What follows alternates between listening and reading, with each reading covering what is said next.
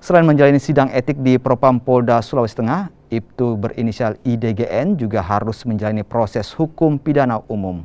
Ini dilakukan menyusul laporan korban ke Direktorat Kriminal Umum pada Senin lalu. Saat kasus pelecehan seksual terungkap, pihak Polda Sulawesi Tengah langsung mencopot Ibtu IDGN sebagai Kapolsek Parigi. Sebelumnya korban S melaporkan ke Polda terkait kasus pelecehan seksual yang dilakukan Ibtu IDGN. Dalam pengakuan korban, pelaku IDGN merayu korban dengan iming-iming akan melepaskan ayah korban yang ditahan di Mapolsek Parigi Mautung. Status ayah korban saat itu merupakan tahanan titipan dari kejaksaan.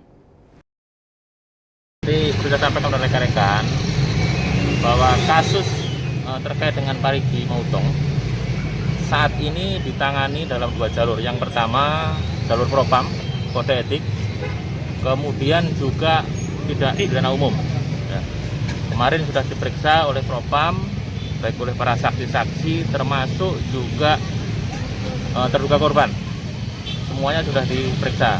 Nah sekarang kita tinggal nunggu. Kemudian yang pidana umum, hari Senin kemarin korban ini sudah melaporkan ke Brimum dan sekarang masih dalam proses penyelidikan.